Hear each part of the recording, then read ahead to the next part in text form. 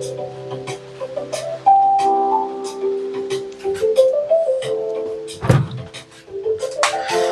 guys, good evening. Nasira na naman yung induction cooker ko.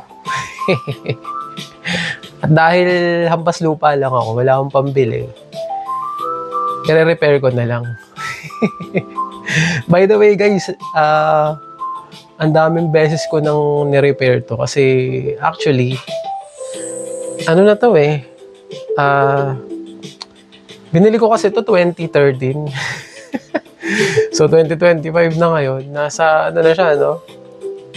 Lampas na siya ng isang dekada. Kita nyo yan, oh. Diba, ang tibay, Dowel yung tatak niya, oh. Shout out, Dowel, ang tibay. Ha? Baka naman. Yun, kaso ngayon, nasira siya yung etong fry button niya. So, hindi ko ma-adjust yung heat. Hirap nun, no? Usually, nasisira lang naman yan talaga madalas itong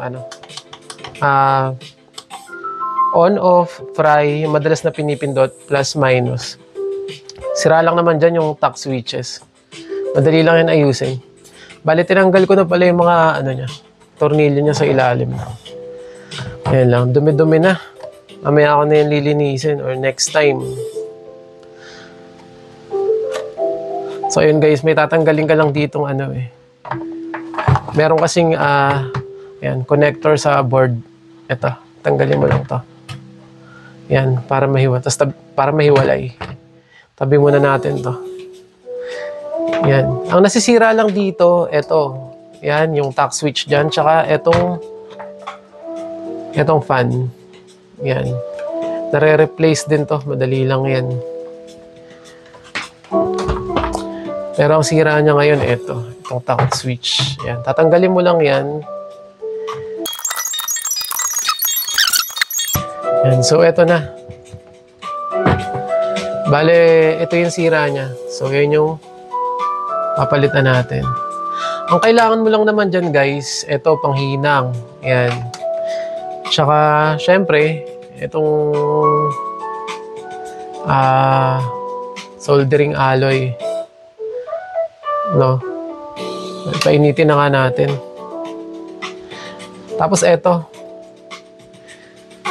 Yung panghigop ng natunaw na hinang. Tapos eto syempre yung tack switch. Kung gusto mong malinis yung paghinang mo, gamitan mo na rin ng flux. Ayan. Pero kung wala ka nito, okay lang yan. Lahat yan, order lang online. Mura lang yan. Etong tack switch, guys, piso lang to. So, kung marunong ka mag-repair na ito, gusto mo makatipid, order ka lang online. Tapos, panoorin mo tong video ko para matuto ka rin mag-repair. Kasi pag papagawa ka nito, 300, mga ganun. Kung mabait yung technician, ha. So, simulan na natin. Oo, mainit na to. Bale, eto yun. Eto. So,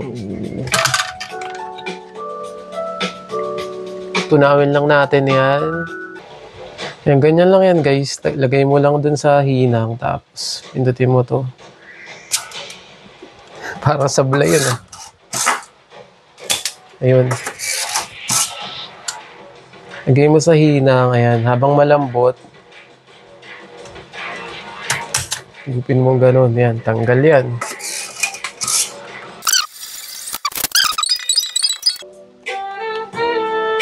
So, ayan, natanggal na siya.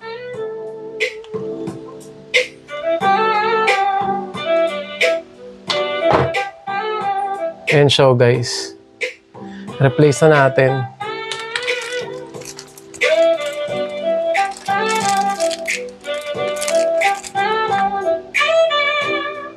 Ayan lang yan.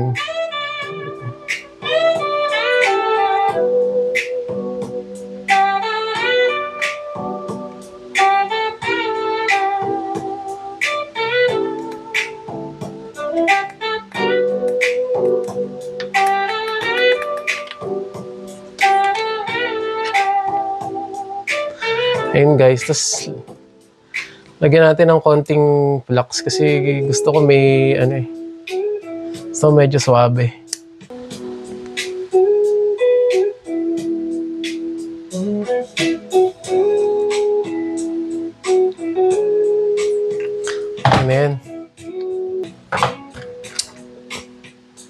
Pwede natin hinangin.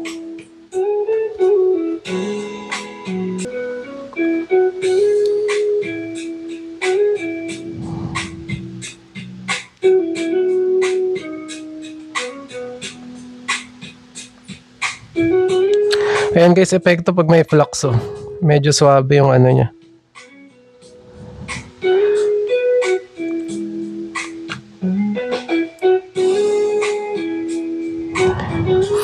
Nakita nyo, di ba?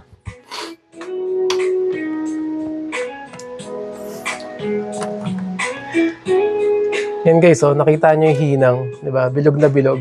Ang cute. Yan yung gusto ko pag may flux. Yan, di ba? Parang pro. So, ayan. Testing na natin. Yan, ini tayo ng pangkape. Ayan, okay na. Gumagana na yung fry. O, ito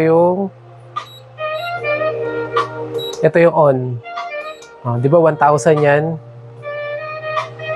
Ang sira kasi niya guys, hindi napipindot yung fry. So, hindi ko mapababa yung heat. Kasi kung ito lang gagamitin mo hanggang 200 lang yan.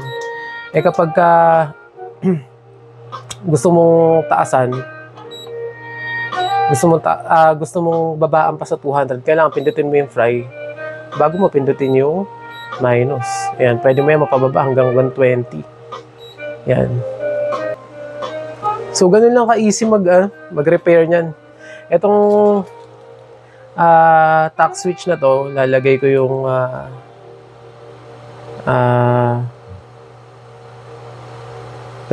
link sa description. Kung gusto mong subukan mag-repair ng sarili mong induction cooker. So, ayan, mainit na yung pang-coffee ko. So, magko-coffee na ako para chill na. Thanks for watching, guys. See you on my next video.